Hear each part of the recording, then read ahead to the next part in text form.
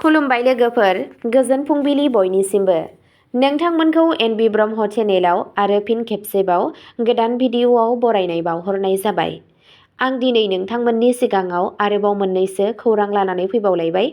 आसा खालामो नोंथांमोनहा खौरांखौ खोनासंनानै मोजां मोनगोन आरो जोबजासे नायलांगोन। दिनैनि गिबि खौराङावनो दङ नुमलिगड़ रिफाइनारि लिमिटेड एनआरएल टाउनशिपनि सिङाव गोबां सिखाव खावनायनि जाहोनाव गं 13 न'फोरखौ लुथिनाय।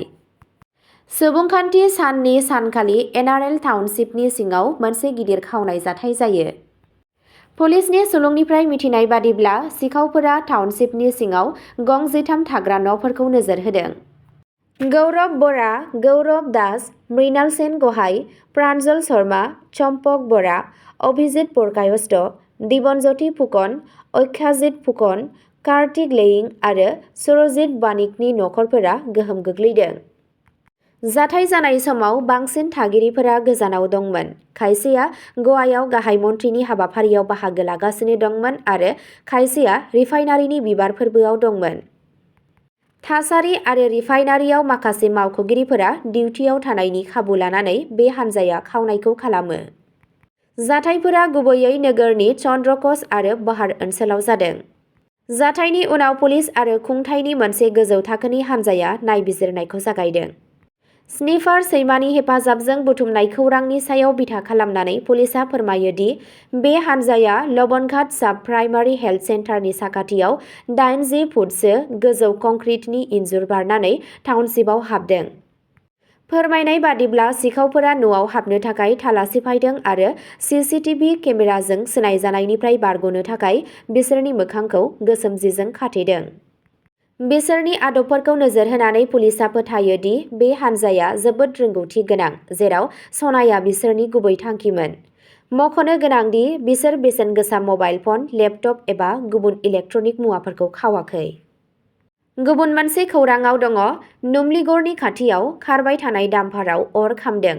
गारि सालायगिरि आरो हेफाजाबगिरिया खारलाङो। नुमलिगड़नि बिहरायाव सुबुंखान्थि साननि फुंबिलियाव मोनसे दुखुनांथाव जाथाय जादों। समबारखालि फुंनि समाव बिहरा मोसौ बाजारनि साखाथियाव थानाय माहारियारि राजालामा 37 आव इटाजों बुंफबनाय गंसे डाम्पारा दावबायबाय थानाय समावनो अर खामदों। AS01 MC 3320 नम्बरनि डाम्पारा नगावनिफ्राय मार्घेरिटासिम इटा लानानै थांगासिनो दंमोन जेब्ला अर जोंखाङो। गारि सालायगिरि आरो हेफाजाबगिरिया गावनि जिउखौ रैखा खालामनानै एसेयावनो बारग'लाङो। बखाकाट पुलिस आरो अर खोमोरग्रा आरो इमारजेन्सि सिबिथायनि मावथिफोरा जाथाय जायगायाव सौहैयो आरो अरखौ खोमोरनो हायो। गुबुन मोनसे खौराङाव दङ महाराष्ट्रनि लेङाइ गिबि मन्थ्रि अजित पावारआ दुखुनांथाव बिरखंनि जाब्रबथायाव जिउ गोमायो।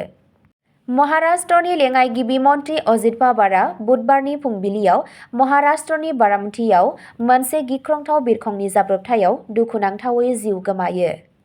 बे जाब्रबथायाव पाइलट आरो लोगो पाइलटजों लोगोसे गुबुन 4 सुबुंनि जिउ खहा जायो होननानै directorate general of civil aviation (DGCA) आ फोरमायदों। जिल्ला परिषदनि बिसायख'थिनि थाखाय गोबां सावरायमेलनि थांखि लानानै लेङाइ गिबि मन्थ्रिया बिसायख'थि फोसावदिंनो बारामतीसिम थांगासिनो दंमोन। बै साननि उनाव बिथाङा मोनसे सुबुं रेलियावबो बिबुंथि लाखिगोन होनना मिजिंथिदोंमोन। गिबि रिपर्टनिफ्राय मिथिनो मोनो दि लेन्डिं खालामनाय समाव बिरखंआ कन्ट्रल खोमादों, जायनि जाहोनाव जाब्रबथाया जादों। बेनि उनाव बिरखंआ अर खामदों आरो आबुङै सिलिंखार जादों। नायबिजिरगिरिफोरा फोरमायो दि गोबां अखा हानाय एबा टेकनिकेल गाज्रि जानायनि जाहोनानो बे दुखुनांथाव जाब्रबथायनि जाहोन जानो हागौ। 66 बोसोर बैसोआव अजित पावारनि हरखाबै रुंसारि जानाया गासै हादरखौनो सोमोनांहोदों आरो दुखु होदों। 4 जिथाइनिफ्रायनो बांसिन राजखान्थियारि जिउ खुंनायजों लोगोसे बिथाङा महाराष्ट्रनि राजखान्थियारि हालोदखौ दानायाव मैखोम बिफाव लादोंमोन। बे जाब्रबथाया पावारनि जिल्ला पुणेयाव बारामतीआव जादों।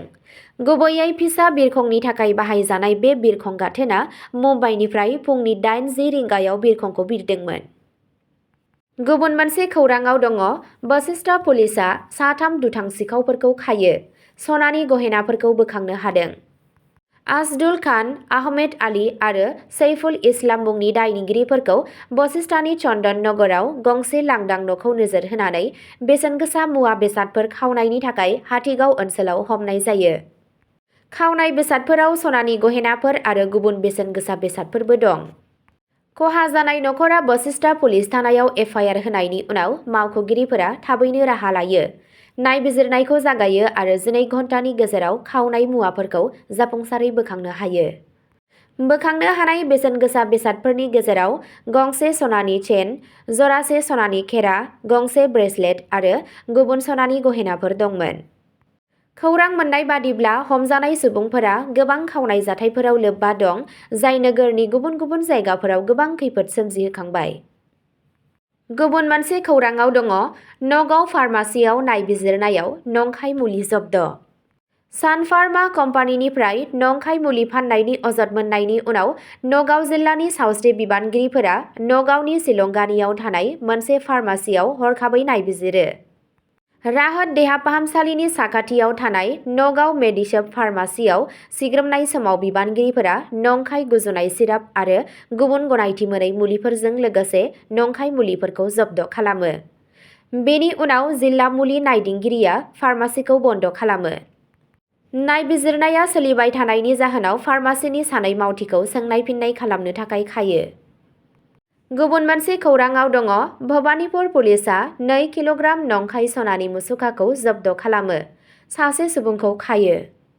नंखाय सनानि फालांगिनि सायाव गोख्रों सिग्रोमनानै बजालि जिल्लानि भबानिपुर पुलिसआ बांग्लिपारा पेट्रल पाम्पआव जर'खा अपारेशन खालामनानै नंखाय सनानि आयेन बेरेखा फालांगिजों लोब्बा थानाय सासे सुबुंखौ खायो।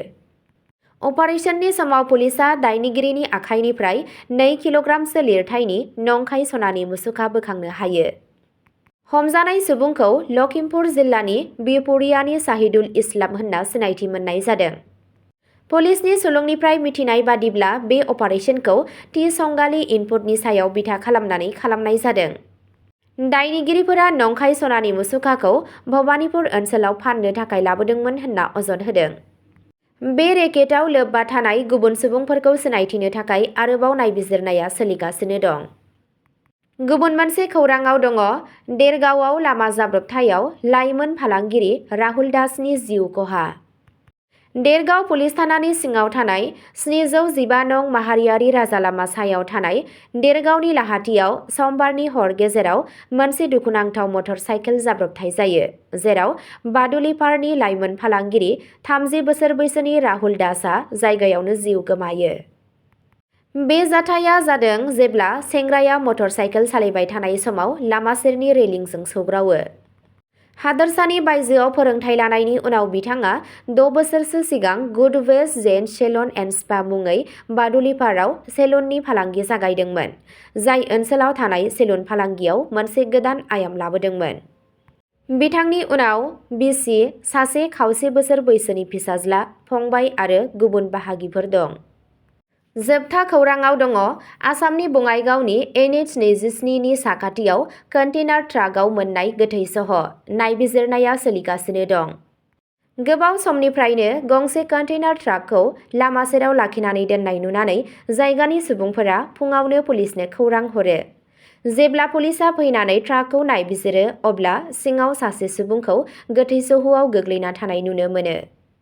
WB19T8015 रेजिस्ट्रेशन नम्बर थानाय कन्टेनार ट्राकआव जाब्रबथाय एबा खहा जानायनि जेबो सिन नुनो मोनाखै।